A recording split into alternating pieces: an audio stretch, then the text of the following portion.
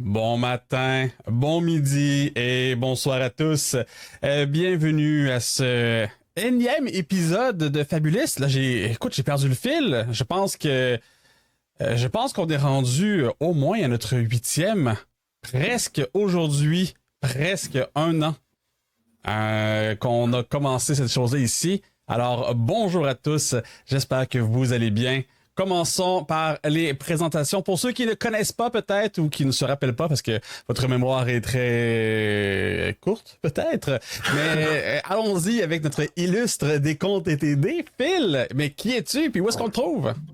Bonsoir, Philippe des Contes et des Dés, principalement dernièrement sur YouTube, sur Twitch de manière occasionnelle, sinon sur les réseaux sociaux, Facebook, Discord, Blue Sky, vous pouvez me trouver, Itch aussi. Avec l'été et d'autres projets, j'ai un petit peu moins eu de temps pour faire des actual plays de manière fréquente, mais j'en ai quelques-uns qui apparaissent ici et là. Sur YouTube. Et j'ai d'autres auxquels je participe puis qui n'ont juste pas encore apparu puis qui éventuellement, ils vont apparaître. Excellent. Voilà. Fantastique. J'ai oublié de faire la commande, on va la faire pour le prochain coup. La commande pour les autres réseaux, au moins le YouTube au minimum. Alors, merci Phil. Allons-y avec notre deuxième illustre invité récalcitrante des fabulistes, Kérosène. Où est-ce qu'on te trouve? Qu'est-ce que tu fais de bon? Allô, faites pas le saut, j'ai monté le son de mon affaire, ça se peut que ça explose un petit peu. Ah oui, je vais aller le baisser, fantastique. Vas-y. J'ai résolu l'affaire. C'est le gain automatique de Stream Together pour ceux qui sont là-dessus.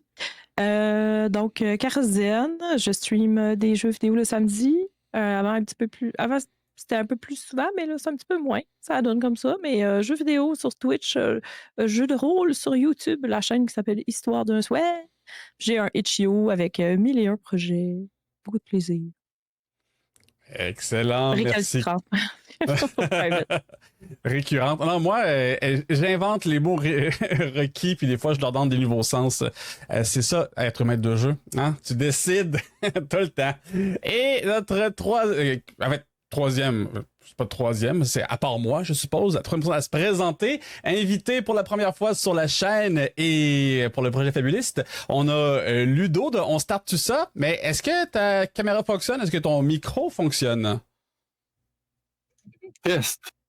Oh, test, j'ai entendu ton test. Je ne te vois pas le visage. C'est la caméra qui me reste à vérifier. Ah... Mais pendant ce temps, regarde la caméra. JSF, au cas où que quelqu'un soit tombé complètement de manière aléatoire sur ta chaîne. Regarde la rediffusion sur la chaîne de Des Contes et des Dés. Joueur sans fromage ici, donc animateur ce soir pour votre humble visionnement. Je fais aussi des jeux vidéo de jour à l'occasion quand ça donne, quand je suis pas non plus overwhelmé par la vie et le boulot. Mais beaucoup de jeux de rôle, spécifiquement du Donjons et Dragons. Peut-être des nuances qui s'approchent d'ici la fin de l'année. Un one-shot que je suis en train de vouloir tisser. On verra bien. Mais c'est ça, donc Donjons et Dragons Dynasty. Je suis rendu officiellement, on va dire officiellement avec une marge d'erreur de 10 à 450 épisodes de Donjons et Dragons publiés depuis que j'ai commencé à streamer. Épisode de plus ou moins 5 heures de moyenne chaque. Alors, yep, ça c'est un milestone que je viens d'atteindre tout récemment. En heure totale, ça fait combien? Fois 5, là, 900, 1800, 2225. Les voilà. Ça fait beaucoup d'heures. Ça a été très chiant tout exporté sur YouTube quand Twitch a décidé qu'on n'avait plus le droit d'avoir plus que 100 heures de VOD. Plusieurs choses qui ont disparu dans les méandres de l'Internet, malheureusement. Mais là, maintenant que la caméra est réglée, notre invité ici, Ludo, on start tout ça. Première fois d'ailleurs que j'ai la chance de te parler en direct. Alors, t'es qui toi? Qu'est-ce que tu fais dans la vie? Ouais, je suis un vieux père monoparental qui aime les jeux de rôle. Fait que c'est pas mal ça. Écoute, je joue depuis que j'ai 10 ans. J'ai commencé avec Œil Noir. Et là, je diffuse des games de West March qu'on fait un peu, je dirais, les Westmarch j'en ai fait avec Conte et Dédé, j'en ai fait avec comment il s'appelle Léon Ninja, j'en ai fait avec Étienne, tu sais, plusieurs personnes dans le fond. Puis c'est ça.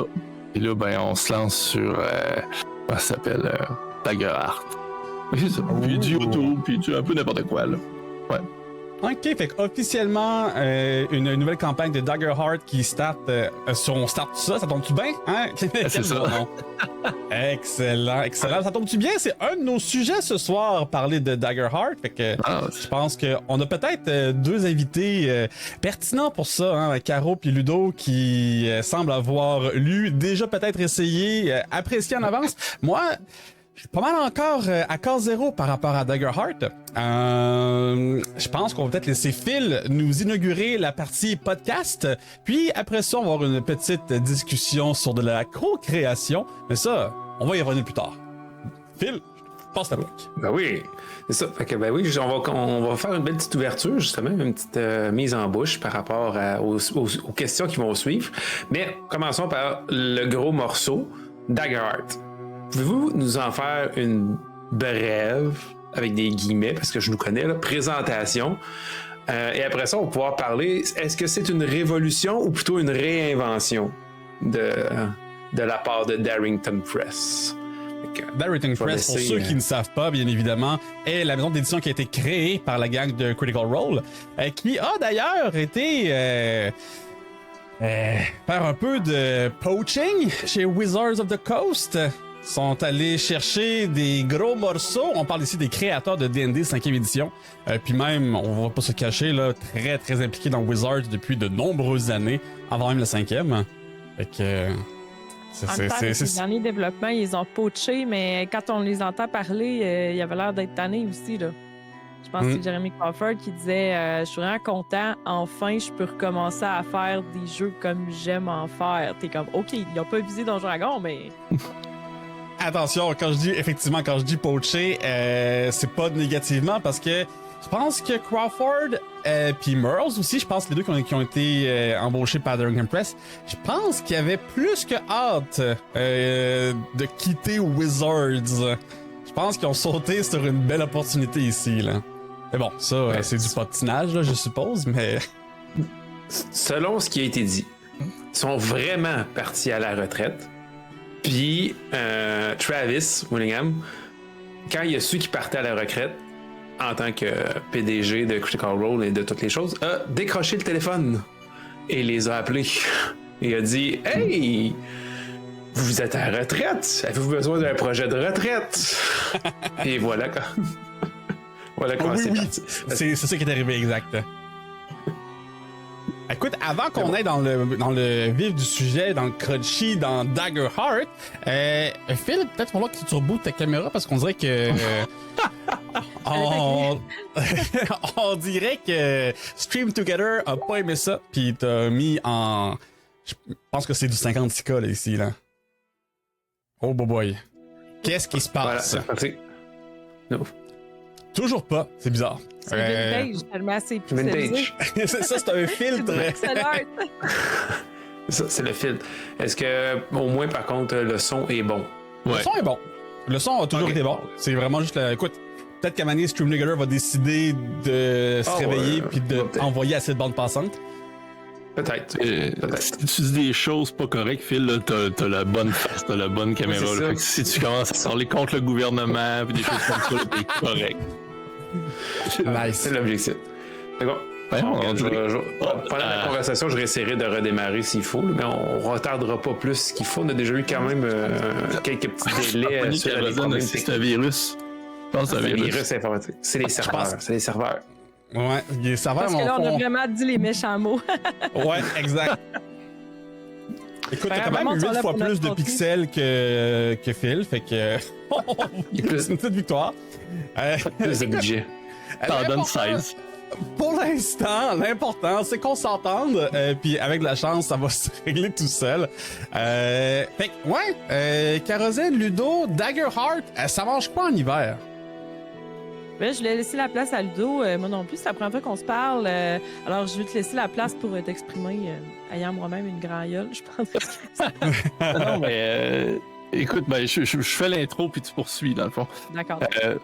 En gros, Daggerheart, c'est un mélange entre le jeu plus traditionnel qu'on connaît au niveau du Donjon Dragon puis le jeu narratif, dans le fond. Ils sont allés chercher dans les deux côtés des bouts qu'ils aimaient pour en faire un jeu. Puis je te dirais que le jeu, c'est vraiment au goût de l'auteur. C'est pas... c'est pas super recherché, ça fait un job. Je sais pas comment le dire, là, mais il n'y a rien de... Tu vas pas lire ça en disant « Hey, tout est nouveau ou tout est extraordinaire », mais tu te reconnais, c'est des pantoufles nouvelles, c'est des souliers neufs. T'sais. C'est un peu ça le feeling que j'ai. Là. Quand je sors de Donjon Dragon à ça, j'ai l'impression que j'ai des souliers neufs. Ouais. C'est ça. OK. J'ai plusieurs questions follow-up à ça, mais commençons par avoir peut-être l'input de Caro. Ben, je dirais que c'est un nouveau système, encore un système de médiéval fantastique. Mais je pense qu'ils sont assez innovateurs pour qu'on ait effectivement l'impression d'avoir des souliers neufs. Je pense qu'ils vont pas nécessairement chercher à rejoindre les gens qui tripaient déjà sur le crunch de Donjon Dragon. Par crunch, j'entends, je pense qu'on va aller chercher ceux qui sont tannés des combats qui durent 2 heures, des tours qui durent 35 minutes. C'est une mécanique qui est plus fluide. J'ai un de mes amis, je vais pas le nommer, mais je vais le quoter parce que ça m'a fait beaucoup réfléchir ce qu'il a dit. Il a dit Daggerheart pour les hipsters comment il a dit ça? Les hipsters qui veulent toujours des jeux plus simples. Mais je suis là, ouch. Mais en fait, ce que je trouvais qui était intéressant là-dedans, c'est que c'est vrai que Donjon Dragon est devenu de plus en plus populaire au cours des dernières années. Je pense qu'ils sont allés chercher des gens un peu plus casual. Puis mon feeling, c'est peut-être que Daggerheart, ça veut être l'alternative plus casual. Il y a beaucoup, beaucoup moins de règles. C'est effectivement plus narratif. Mais ça se veut quand même être un médiéval fantastique. Les classes sont très similaires. Mais les règles sont bien différentes. Là. Donc, c'est assez rafraîchissant. Puis on voit qu'ils sont allés chercher des mécaniques, les bons coups de beaucoup de systèmes. Je vais m'arrêter là. Ben, écoute, j'ai fait une très courte lecture quand même de Daggerheart. Ça fait quand même quelques mois maintenant là, que c'est sorti, que le hype est là, qu'il y a eu le one-shot avec Critical Role, puis qu'ils en ont parlé. De ce que je comprends, c'est... Puis ça, c'est le côté narratif. Ça, j'ai des follow-up questions par rapport à ça, parce que j'ai pas vraiment vu beaucoup de narratif de ce que j'ai vu. De ce que j'ai vu, c'est qu'ils ont enlevé des règles crunchy D&D pour fluidifier les combats, comme par exemple... Pas d'attaque d'opportunité, pas de mouvement. Tu sais, tu peux faire un mouvement court ou un mouvement long. Tu sais, enfin, si tu vas loin ou si tu vas juste comme te battre à côté sur la bébite qui est dans ta zone approximativement. Je sais aussi que comme pas particulièrement d'initiative, je sais que tu peux agir. Puis quand tu as lancé ton jet, ton tour est fini. En théorie, tu passes la balle tout de suite à quelqu'un, mais en pratique, tu pourrais jouer 2 fois de suite. Est-ce que tu veux que je te corrige sur ces 2 éléments-là? Absolument. Dans le fond, pour les positions, t'as raison, en fait, là, c'est que c'est un truc plus simple, genre les 2 mini. Dans le fond, c'est que ça peut s'adapter au Theater of the Mind ou sur ta battle map. Dans le fond, oubliez les cases. Fait que c'est à distance d'un crayon, à distance d'un efface, à distance d'un... mais pour ceux qui aiment moins ça, style mes joueurs ont fait l'intro, mais des fois, c'est le temps de s'habituer. Mais ils donnent l'équivalent en pied. Fait que si vous voulez rester sur vos cases, vous pouvez. Ah bon, exactement. Pour ce qui est de l'initiative, c'est vraiment un principe, on va dire, de courtoisie. Mon son est toujours bon, hein, parce que là, on a toutes les flags, là, puis l'image, moi, c'est dégueulasse. Là. Parfait. Fait que dans le fond, c'est un peu un principe de courtoisie, mais il y a aussi une règle alternative pour ceux qui sont moins à l'aise avec ça que moi, j'aime, parce que des fois, justement, je suis visiblement hyperactive, puis je voudrais pas prendre trop de place comme joueuse. Tu peux avoir, comme, par exemple, 3 tokens, puis dans le fond, tous les joueurs peuvent se disparaître. Tout le monde a 3 tokens, puis tout le monde joue dans l'ordre qu'il veut. Mais quand t'as plus de tokens, t'attends ton tour. T'attends que les autres aient utilisé leurs 3 actions, puis après ça, on recommence. Fait que ça fait aussi que les joueurs sont beaucoup plus investis dans le combat. Ils sont moins sur leur selle à attendre que ce soit leur tour. Ils sont plus en train d'écouter puis de saisir une opportunité pour faire ce qu'ils veulent. T'sais. Ouais, ça, c'est un gros point. Il n'y a pas d'attente tant que ça parce que t'es focus, parce que tu veux agir après ou tu as une idée d'agir après. T'sais, ton tour n'est pas dans tant de temps. Ton tour peut être là.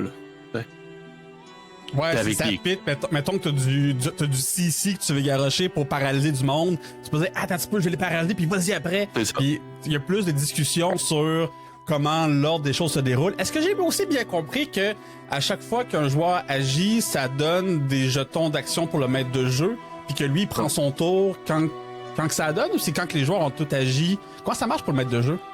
C'est quand le joueur roule un fear. Parce que dans le fond, quand tu joues, il y a ça s'appelle la dualité, là. Tu lances des dés, puis t'as hope, puis t'as fear, puis si ton dé, c'est des D12, là, puis si ton D12 de fear est plus élevé, tu donnes un point au maître de jeu qu'il peut utiliser tout de suite ou plus tard, dans le fond. Il peut les accumuler. Et évidemment, plus qu'il les accumule, plus que son Big Bag Boss peut donner une bonne volée, là, parce que, tu sais, il peut faire, ok, je joue. Que moi, j'adore, parce que souvent, c'est très climatique comment j'amène la dernière scène, puis mon monstre final meurt en dansant dans son armure en train de brûler, genre, tu sais, tu fais comme, ouais, ça a comme tout brisé, genre. Tandis que là, tu sais, j'utilise tes fils, clac, puis là, tu donnes tes coups, tu sais. Tu peux interrompre le fun des joueurs avec ça, mais est-ce que je comprends que le maître de jeu peut juste agir si il y a du fear? Dans le fond, tant que les joueurs créent pas de fear au maître de jeu, le maître de jeu, lui, il joue pas? Dans le fond, Ouais, vas-y. le jet de dualité, là, c'est 2 des 12, ça remplace le des 20 classiques à Donjon Dragon. Mm-hmm. Puis il y en a un qui est d'ombre et l'autre de lumière. Quand celui d'ombre est plus élevé que l'autre, c'est deux sur tes goûts, c'est un crit. Si celui qui est sombre est plus élevé que l'autre, c'est là que tu as roulé en fear. Tu peux réussir ton jet, mais un peu comme à Public Access, tu as la conséquence négative. Ou dans les jeux, ben, je dis Public Access, puis c'est ça qu'on joue ensemble, là, mais dans toutes les PBT, où tu as une conséquence négative, mais tu as réussi, ou c'est une réussite mitigée. Puis c'est une opportunité pour le maître de jeu d'agir. Donc, ça veut pas dire qu'en combat, c'est que généralement, ça lui permet d'activer, ça devient son tour. Il a le spotlight, c'est son tour. Et puis là, après ça, selon son fear, il pourrait dire, ben, c'est encore mon tour. Ou, mais il peut seulement faire agir une fois, les amis. Il y a quand même des normes, des règles pour pas que ça soit abusé. Donc, quand un joueur roule en fear ou quand un joueur échoue un jet. Et ça, c'est un peu pour même off combat, dans le fond. Comme dans d'autres jeux, c'est au lieu de dire ben on fait une investigation, tout le monde roule, puis of course tout le monde va réussir. Il y a au moins une personne qui réussit. Ben là, l'idée, c'est que, ben attention, là, si tout le monde roule, vous pouvez donner des ressources. Mais par contre, si le joueur il roule en haut, c'est lui qui a une ressource, qui est la haut, qui est une ressource standardisée, où il y a des spell slots, des channel divinity, puis le name it, toutes ces ressources-là sont remplacées par le hope. Ouais, c'est tout. Il n'y a pas d'autre que de l'armure puis des points de vie. Puis du stress. OK. Mais il n'y en a pas d'autre. Donc, ça rend les règles beaucoup plus légères au niveau de... OK.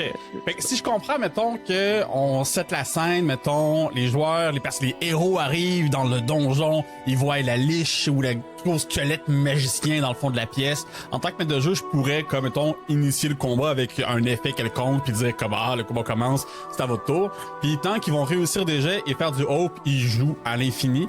À la seconde qu'ils échouent un jet ou qu'ils réussissent en fear, donc avec la dualité sombre, là, moi, je peux commencer à stacker des actions. Je suis pas obligé de m'en servir tout de suite. Je peux attendre un moment critique puis commencer à les claquer d'un coup puis faire du burst, entre guillemets. Ta première action est gratuite parce qu'ils ont échoué, c'est toi qui as le spotlight, mais ensuite, tu peux activer une seule fois à ton tour, pendant que tu as le spotlight, chacune des créatures que tu as. Donc, c'est une seule fois à chaque. Puis aussi, chose à part si tu fais un monstre qui triche, là, il pourrait être activé plusieurs fois de suite, là, mais ça, c'est le maître de jeu qui décide s'il triche ou pas, là. Non, c'est ça, il y a des balises. Ce qui fait aussi qu'il y a certains maîtres de jeu dans les critiques, il y en a qui disent j'ai jamais osé être aussi sadique avec mes joueurs parce que j'ai le droit de le faire. Parce que tu as des balises, tu as un frein, tu peux pas aller plus loin que ça. T'es pas le maître de jeu qui triche. C'est ça aussi qui est intéressant. Ben, tu sais, quand je dis. Ben, vas-y, Ludo. Ton fil. Ben non, c'était moi, c'est juste dire que, par contre, je sais que tu peux interrompre l'initiative des joueurs en payant du fear aussi. C'est pas juste. T'as moyen d'interrompre, sauf que ça, ils disent qu'il faut que tu fasses attention à ça. Il faut que tu travailles avec. Faut que tu choisisses ton bon moment pour le faire. Il faut que ça soit comme tragique ou autre, ou quelque chose, ou que c'est. Faut que ça élève la scène là, plus que faire un gotcha. Exactement. Ils parlent de. Parce qu'ils appellent ça le spotlight. Fait que ils utilisent des prime, spotlight. Ils utilisent des termes de théâtre un peu là, par rapport à ça. Fait qu'il faut que tu fasses attention de pas voler la vedette, justement. Chose intéressante, je pense que t'aimerais. Ah, vas-y, excuse. Ça te permet vraiment, c'est ça. Généralement, t'es mieux de garder ça pour ton Big Bag Boss, mettons, en tant que maître de jeu, là, genre, pour monter le climax à côté. Tu prends pas ça avec des minions, tu sais, en tout cas, presque pas, tu sais. Ça permet que ton Big Bag Boss dure plus qu'un tour ou deux, là. Puis ça laisse le temps de prendre sa place, d'avoir de la présence, dans l'espace du combat, dans l'histoire narrative que t'es en train de compter, versus... Il a pas une bonne initiative, il est en bas de tout, puis toutes les autres te le CC, puis il fera rien, tu sais, de ton round, là. Je suis sûr que t'as déjà vécu ça, là. On l'a tous vécu dans Donjon Dragon. Jamais. Mais de jeu, il y a un maximum de fear aussi qu'il peut accumuler, là. Fait que je pense que c'est 12 maximum, puis il encourage à ce que ça soit visible pour les joueurs. Ce qui fait que ça les rend nerveux, tu sais. Oh, t'as peu, là, il y a beaucoup de fear, on va faire attention. Ouais. Ouais, puis tu sais, il conseille quand tu utilises ton jeton de fear ou quoi que ce soit, là, tu y vas tranquillement, là, juste pour monter l'aspect que, OK, le danger commence, là, puis t'en mets. Il y a des joueurs qui aiment, les premières parties de Dagger Heart sont jamais incroyables parce que c'est gager ça, là, le hope, puis le fear, comment ça va fonctionner.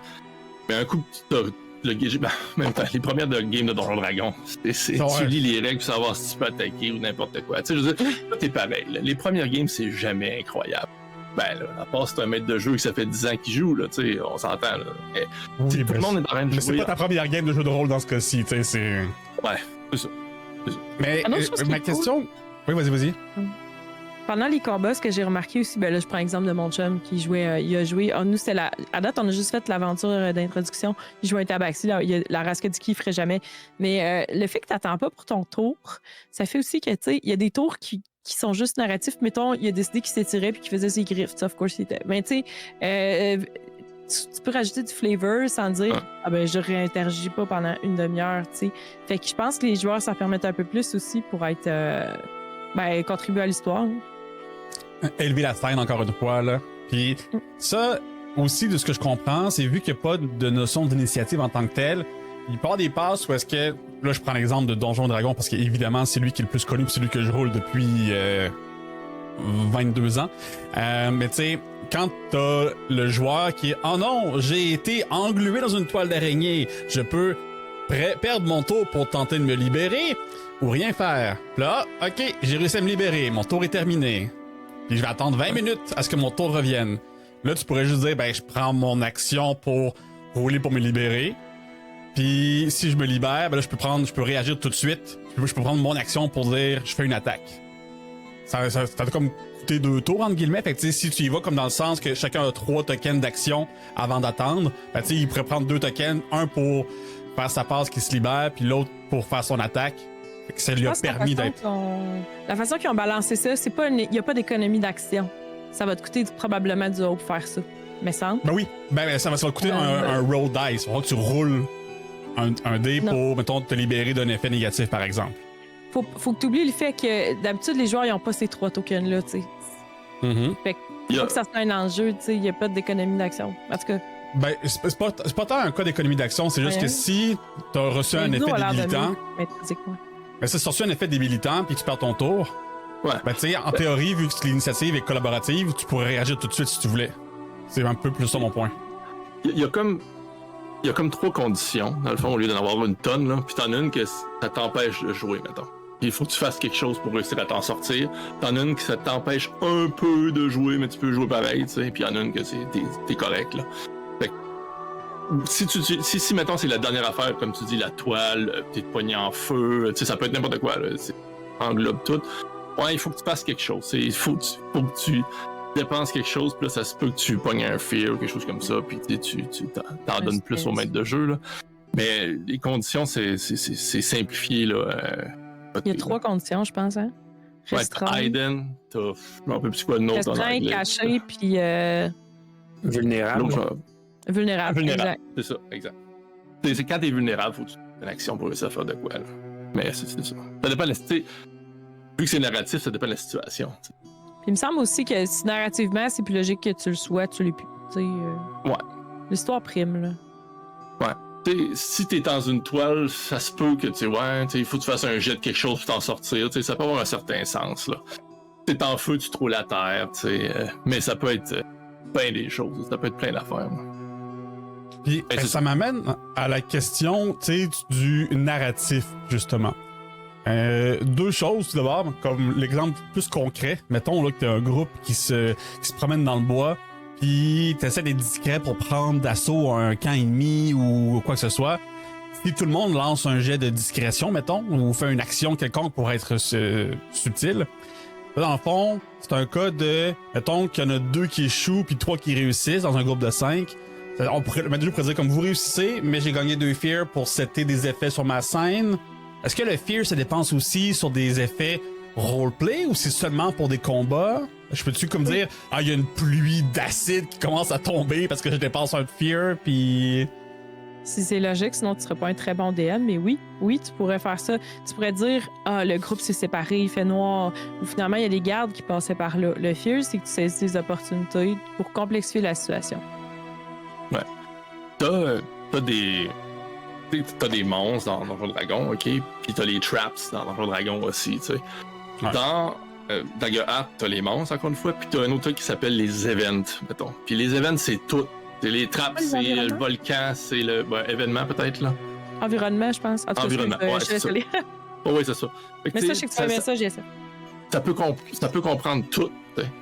Fait que tu peux dire que ta scène, mettons, que t'as décidé de créer avec, peu importe, là, les éclairs, puis tu sais, il commence à pleuvoir, ben ça te fait des difficultés à cause de cette scène-là, dans le fond, à cause de cet environnement. Ton environnement, tu peux t'en créer une tonne pour être prêt pour l'utiliser, tu sais, une fois de temps en temps, mettons, tu sais. Ok, là, ils s'en vont dans un désert, il va y avoir une tempête de sable. Okay, tu starts ton genre d'événement de désert, de tempête, puis là, il y a des jets pour réussir à le faire, puis tout, tu sais. C'est vraiment les stats blocs d'environnement. Ouais. Je sais que je vais peser sur ton bouton en disant ça, il y a des stats blocs, puis comme les monstres ou comme les environnements, ils donnent des balises pour vraiment en créer toi-même facilement, puis les ajuster au niveau des joueurs. Ça, c'est intéressant. Mais il y a aussi tu parlais au sujet de skill check puis autres de groupe. Il y a aussi eux, comment ils ont fait ça, c'est que tu mets un joueur responsable, tous les autres roulent, puis selon s'ils réussissent ou ils échouent, ils donnent des plus ou des moins au jet de la personne qui dirige le jet. Fait que, mettons, tu dis, moi, je veux faire un jet je veux dire, mettons, instinct pour la survie. Tu sais, puis, tous les autres joueurs, ils jouent, ils roulent. Ouais. Puis si tu dis, mettons, c'est des difficultés, je sais pas moi, 13, à chaque fois que quelqu'un réussit, tu donnes plus 1 au jet de celui qui mène le jet. C'est à chaque fois que tu échoues, c'est moins 1. Fait qu'il n'y a pas de hope puis de fear à tout le monde quand il y a ça. OK. C'est juste la personne qui fait le jet. Puis sinon, il y a le principe des horloges, des clocks aussi, pour si tu fonctionnes pas comme ça, mais que tu fais que tout le monde roule leur petit jet et tout, un peu comme les skill checks dans Donjon Dragon, que ça y ressemble un peu plus.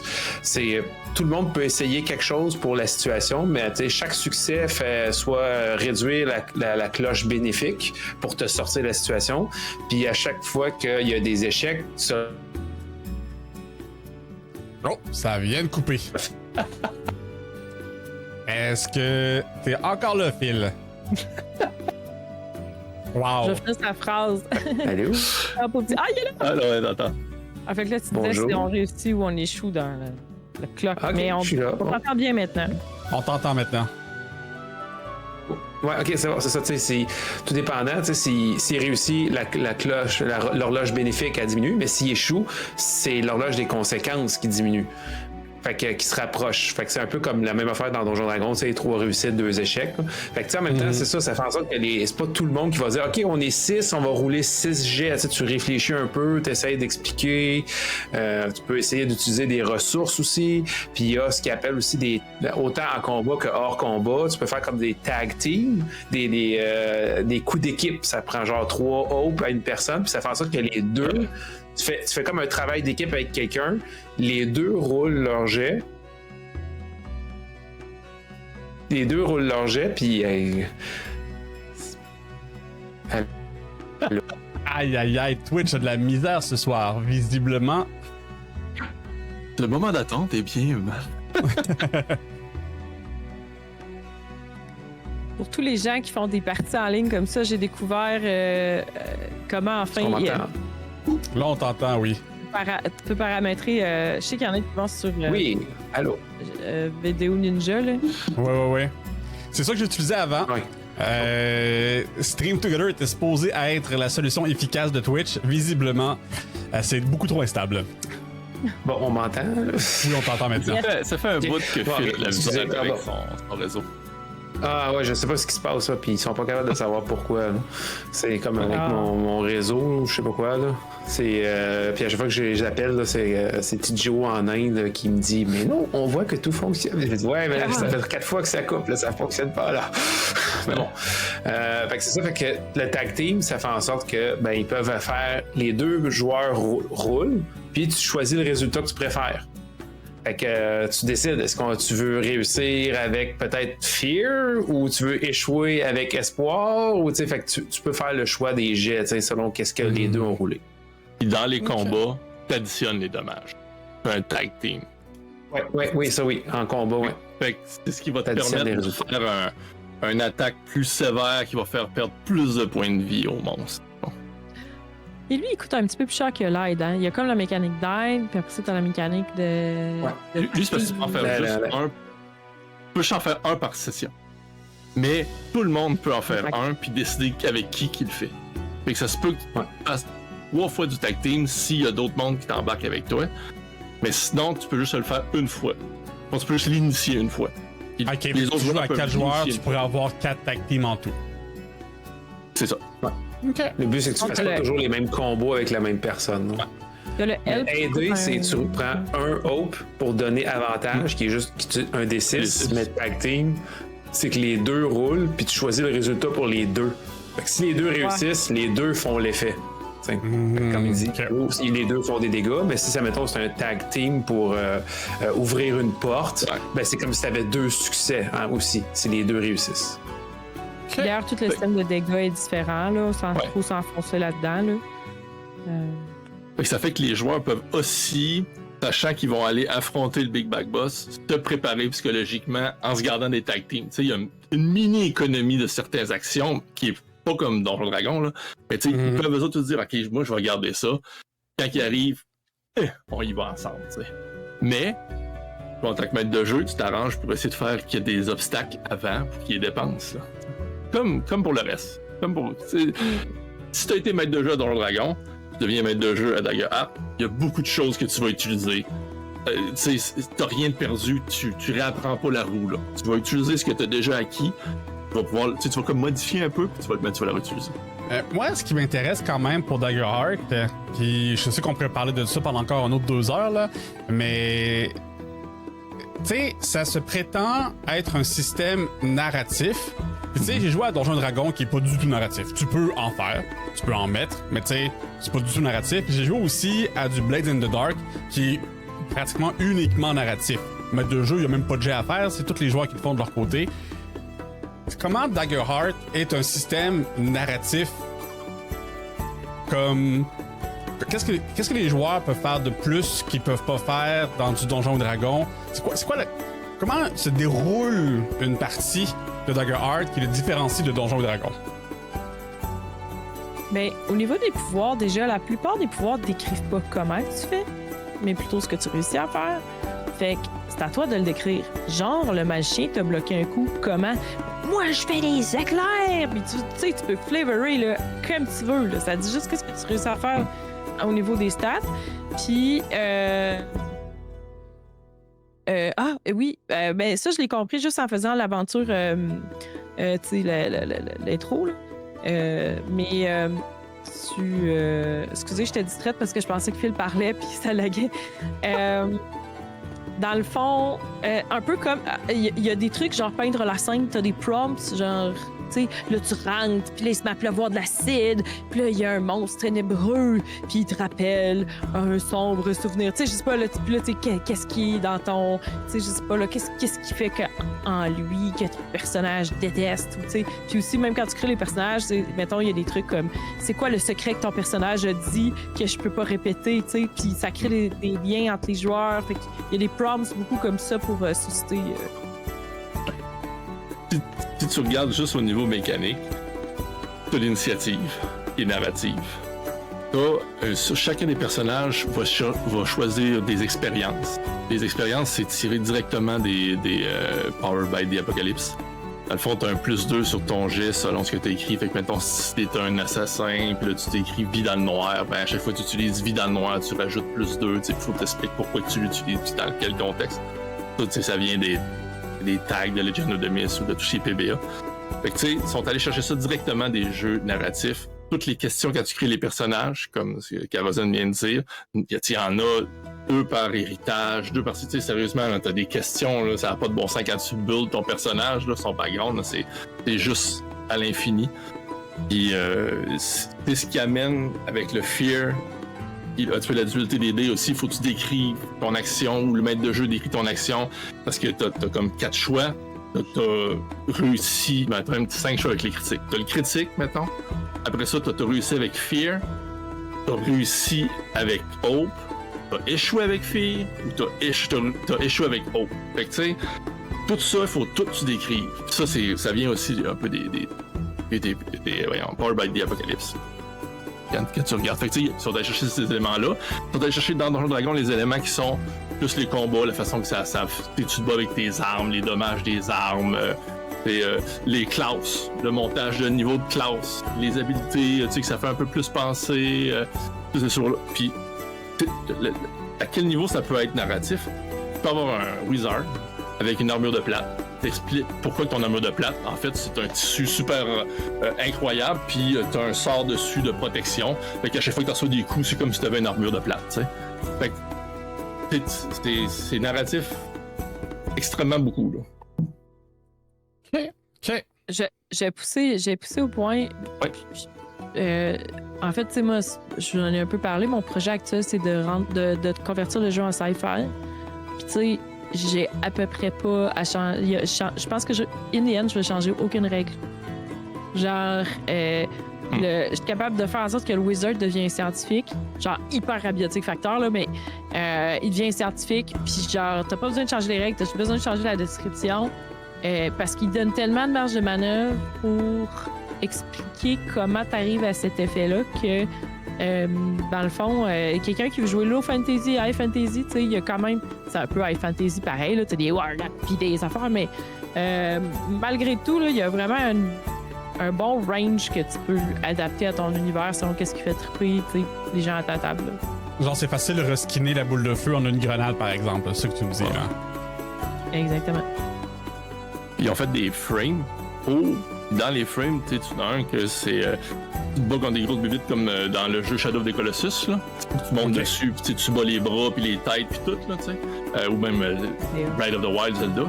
Fait que tu sais, t'as ce phénomène-là, puis ils ont des fusils, tu sais, parce que c'est comme des cowboys dans ce monde-là, tu sais. Fait que tu sais, ils ont incorporé tout de suite les fusils. Après ça, t'en as un, c'est comme Horizon. Horizon of Dawn, sinon ça s'appelle le jeu. Horizon Zero Dawn, ouais. La fille avec l'arc, là. Tu sais, les créatures, c'est des robots. C'est la même affaire. Il y a la corruption, puis il faut que tu essaies de les hacker pour réussir à les contrôler. Puis si t'es un ranger, ton pet, c'est un de ces robots-là, tu sais. Fait que il faut que tu l'as hacké, puis tu l'utilises. Puis, fait que tu sais, c'est pété, là. Il propose comme ces 6 campaign frames-là. Chacun a ses mécaniques, dans le fond. Des mécaniques propres à ça. Puis c'est des univers qui sont juste effleurés. Fait que toi, tu peux filer de blanc avec ce que tu veux aussi. Puis on crée un home kit qui permet de savoir exactement comment faire les bonhommes, les frames, les pouvoirs, les armes. Tu sais, tout est écrit. Genre, voici ce qu'il faut que tu fasses si tu veux faire tes affaires. Fait que c'est comme, allez-y, homebrewé, tu sais. OK, fait que ils disent comme si tu veux créer une classe, voici les points qu'il faut pas que tu oublies. Comme, faut que tu aies de quoi qui fait ça ou de quoi qui fait ça. On te recommande d'avoir telle affaire, puis... Il y avait ça dans les vieux Donjon Dragon. Dans le 2, dans le 3 puis dans le 4. Tu sais, il y avait tout ça, là. Et là, dans le 5, c'est comme... Ça a disparu, genre. Mais il y avait tout ça, là. Puis là, c'est la même affaire. Tu sais, là, dans le fond, ils ont fait, OK, let's go. T'as l'imagination, tu veux homebrewer, tu veux créer ton affaire, vas-y. Si tu veux être plus crunchy, puis si tu veux faire comme du Donjon Dragon, il y en a plein sur Reddit qui t'expliquent comment faire, puis il y en a plein qui le font, là, tu sais. Ils ont des maps, là, avec des tonnes de couloirs, puis tu peux, comme Garden a dit, là, ils ont aussi expliqué comment le faire case par case, là. Il s'est expliqué dans le livre aussi, là, comment le faire, là. Fait que tu sais, tu peux le faire, là. Tu fais case par case, t'avances, tu fais. T'sais, ils ont fait aussi un truc sur comme l'anime de Netflix de Beast Feast qu'ils appellent, là, que tu manges quand ils vont dans un donjon. Là. Dungeons. Ah oui, Dungeon Meshi. Ah oui, fait que il y a du Dungeon Crawler à côté, là. C'est pas parce que c'est un jeu narratif que tu peux pas en faire. Puis c'est comme Donjon Dragon, c'est pas parce que c'est Donjon Dragon que tu peux pas faire du narratif, là. Prends des legs, mets ça aux poubelles, puis vas-y, là. C'est ça. Moi, ma question... Ah ben c'est correct, c'est correct. Ma question, c'est dans le chat, là. Est-ce que cette discussion-là vous intrigue assez, vous interpelle assez pour essayer Daggerheart ou au moins avoir le goût de l'essayer? Tu sais, mettons que vous dites, ah, moi, je suis pas un de jeu, je vais pas rouler de campagne. Mais tu sais, est-ce que la discussion, ça fait en sorte que quelqu'un dit, ah, je starte une game de Daggerheart? Êtes-vous motivé, intéressé, intrigué, puis vouloir en faire partie? Je dois avouer que moi, j'ai vraiment zappé ça parce que je suis trop occupé avec ma propre campagne de Donjons et Dragons. Mais tu sais, à force d'en parler, puis tu sais, moi, je l'ai souvent dit après ma campagne, là, comme je dis, ça fait. Puis j'ai 14 ans, fait que ça va faire. Oh my god, je peux me prendre un coup de vieux, là, mais ça fait plus que 20 ans que je suis maître de jeu de Donjons et Dragons, de la 2e jusqu'à la 5. Après ma campagne, je quitte Donjons et Dragons, pas parce que c'est pas bon, ça c'est un autre sujet, c'est juste parce que j'ai fait Donjons et Dragons, puis je l'ai fait, puis je l'ai refait, puis comme je suis prêt à passer à autre chose. Puis Daggerheart me semble être, on va dire, un pas facile, comme je suis encore dans mes pantoufles, mais je suis comme sur le balcon. Alors, je suis en train de sortir de ma zone de confort, mais je suis encore dans une zone qui est safe. Ce qui est cool, c'est que le jeu est gratuit. Aussi. Quoi d'autre après Donjon Dragon, parce que, tu sais, il y a Steel qui est sorti, c'est quoi qu'il appelle? Draw Steel. Draw Steel qui est sorti. Pas le vieux Dragonbane, que tu sais, tu vas pas bien loin de ton Donjon Dragon, là, tu sais. Fait que tu sais, t'as plein de choses, évidemment, là, mais Daggerheart, c'est sûr que pour streamer, quand même beaucoup d'outils pour aider, là. D'ailleurs, on se le cachera. Ils l'ont fait pour pouvoir faire leur truc, eux autres aussi, là. Fait que, tu sais, t'as des outils. Puis, c'est drôle parce que j'ai dit la même affaire quand j'ai dit au monde Donjon Dragon, moi, ça fait plus de 10 ans que je fais la 5e, ça fait depuis 30. J'ai fait le tour de la 5e, tu sais. Fait que c'est juste pour ça, tu sais, pas parce que t'aimes pas ça, moment tu prends ta raquette, hein? Comment ça s'appelle les joueurs de tennis, là? Parce que t'as la mets sur les coins, c'est pas parce que t'aimes plus ça, là. Mais la compétition, tu l'as faite, puis là, tu sais, t'as le goût de faire autre chose, là. C'est ça. Accrocher patin. C'est ça. Et tu vois, la nouvelle saison de Critical Role, puis je parle de ça, mais j'écoute pas ça pas en tout. Là, je m'en torche de Critical Role, mais j'aime leur système.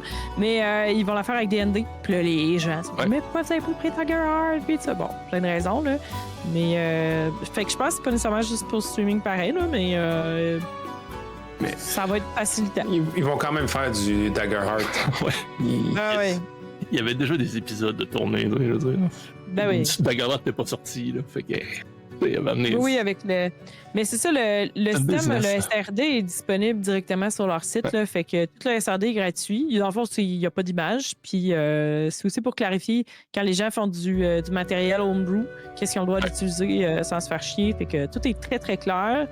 Puis moi, ce que je vous recommande vraiment, là, de ma très courte expérience, il y a un résumé des règles quand vous prenez l'aventure du Quick Play. Je sais pas pourquoi que le système fait 375 pages, pour vrai, là. C'est toutes les cartes de passe? Tout est dans ces 3 pages-là, là. Genre, tout est là. Il reste juste à aller voir les pouvoirs spécifiques là, au domaine, mais tu sais, ce livre-là a énormément de contenu si vous avez jamais été DM. Les bons trucs, les moins bons trucs, comment customiser tes affaires, comment surprendre tes joueurs, comment construire des trames dans une campagne à long terme, comment construire ton one-shot, c'est full de conseils pour les DM, puis un peu de règles. Mais le Quick Play, si jamais vous voulez voir les règles, je trouverais vraiment qu'ils disent lisez ça à vos joueurs, puis j'étais là, mon Dieu, tout est là. Mais vois-tu, ça c'est dans le SRD, tu dis, dans les versions gratuites, libres de droit? Sur leur site, il y a le SRD, mais il y a aussi le Quick Play. Allez voir le Quick Play, les règles sont là. Tu mets juste les 3 pages, là, des trucs de lâche. Je suis bien fan. Ça va être plus épuré. Ben, c'est parfait. Je veux dire, c'est beaucoup moins intimidant de checker un Quick Play que de se dire, ah, j'achète-tu le livre pour, je sais pas combien il coûte, là, ce livre-là, mais mettons, on va dire 60-80$ si tu le veux en physique. Mettons 80$ pour l'avoir. Le prix d'un Ouais. gros livre de Donjons Dragons, mais il vient avec tous les paquets de cartes avec. Ah, le pire, c'est qu'il est pas cher. Sérieusement, il est tout le temps sold out, par contre. Fait que quand même, tu veux Genre l'acheter. 80 à peu Tu près. le trouveras pas. Ouais. Ouais, parce que mettons que tu dis, bon, est-ce que je vais mettre 80$ là-dedans? Ben, tu downloads le quick play, tu regardes ça, pis tu dis, ah, sais-tu quoi, j'ai pas besoin du livre, ou ah, sais-tu quoi, j'aimerais ça l'avoir finalement. Tu sais, c'est. Oui. Puis tu peux juste commencer, puis si, comme tu dis, tout est là, tout est disponible, ben. Ouais. Fantastique. T'as déjà toutes les bases, puis quand tu achètes le livre, c'est juste du plus, c'est juste du bonbon.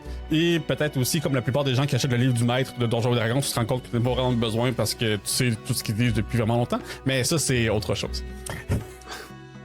Les objets magiques. C'est pour les objets magiques. Le truc, c'est que tu t'en sers pas de jeu magique.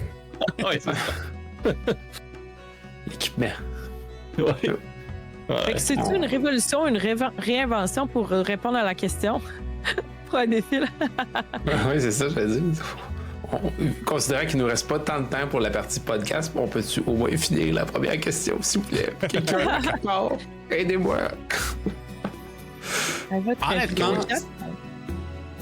Honnêtement, tu sais, est-ce que c'est quoi la question exactement? C'est est-ce que c'est de la réinvention ou. Une révolution. Je pense que c'est beaucoup plus. Et encore là, je parle de gars qui n'ont juste entendu parler d'autrui. Ça a l'air d'être beaucoup plus une réinvention. Tu sais, ça va pas chambouler l'univers des jeux de rôle. Ça va pas comme amener des nouveaux concepts. Ça va chercher les meilleurs concepts de différents systèmes pour en faire de ce que ça a l'air être un super mosh pit de concepts. Mais tu sais, c'est tous des concepts qui existent déjà. Tu sais, comme tu l'as dit, Power by the Apocalypse, Donjons et Dragons, toutes des choses qu'on est familier si on a fait plus qu'un jeu de rôle.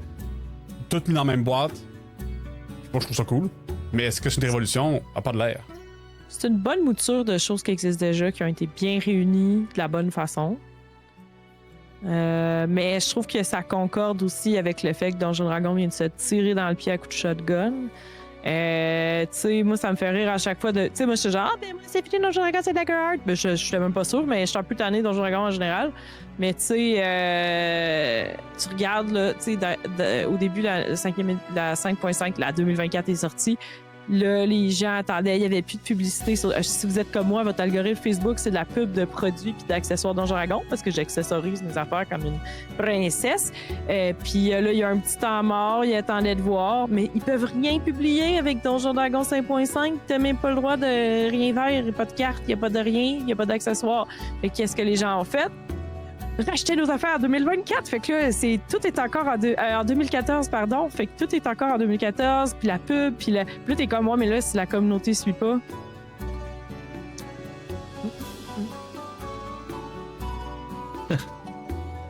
Effectivement. Qu'est-ce que vous en pensez, les vieux DM de. Moi, je suis quand même juste arrivé dans la 5e édition aussi, là. Vous en avez vu des révolutions, vous aussi? Ben là, c'est les réseaux sociaux qui font la différence beaucoup. Hein. De nos jours, les oui. éditions, ouais, ça, les éditions précédentes, ils ont peu à vivre autant que ça avec les réseaux sociaux. Bon, oui, la quatrième un peu, qui a eu mauvaise pub et tout au début justement des réseaux sociaux, puis ça venait avec les MMO et etc. Fait que c'est ça qui a beaucoup fait mal à la 4e édition. Que c'est, comme je dis, comme plusieurs n'arrêtent pas de répéter, 4e édition, bon jeu, mauvais timing. Ouais. C'est vraiment, on en garde tout un goût amer et tout, mais finalement, c'est juste différent parce qu'on était habitué à on était habitué à un super crunchy de la 3e édition avec genre 50 livres qui sortaient genre 3 livres par mois. Fait que t'avais du contenu custom à finir. Puis même la 4e édition, ils en ont sorti plein, mais bon. Fait que tu sais, je pense que ce qui fait beaucoup mal, c'est ça. C'est que maintenant, faut que ça soit un produit glamour, si on peut dire. Oui. Vu que ça a rentré beaucoup dans la culture populaire, faut qu'il y ait faut comme que ça excite tes créateurs de contenu pour que eux excitent leur propre fanbase. Parce que si t'excites pas les créateurs de contenu, ta pub elle disparaît. Là. La publicité naturelle et organique qui se fait toute seule est extrêmement importante de nos jours. Si tu menaces de poursuite tes créateurs de contenu, Ouais, mais tu sais, puis c'est plate. Si t'envoies les Pinkerton chez des gens, Ben c'est ça, c'est la main géante de Hasbro fait très mal aussi. T'sais, Hasbro ils ont une manière de fonctionner. Wizards of the Coast, ça c'est définitif là. Ils ont une manière de fonctionner, puis Hasbro, eux, ce qu'ils veulent, c'est que Donjons Dragons devienne un de leurs flags. Un de leurs barèmes et autres, mais pour ça, il faut que les revenus augmentent. Faut qu'il y ait il y a comme des barèmes pour que ça devienne un pilier de Hasbro. Puis en ce moment, Donjons Dragons, c'est comme juste la petite barge là en bas, là, comparativement. On se dit, hey, c'est énorme Donjons Dragons, mais pour Hasbro, c'est pas énorme. C'est un petit venue. Fait que eux, ils voulaient monétiser.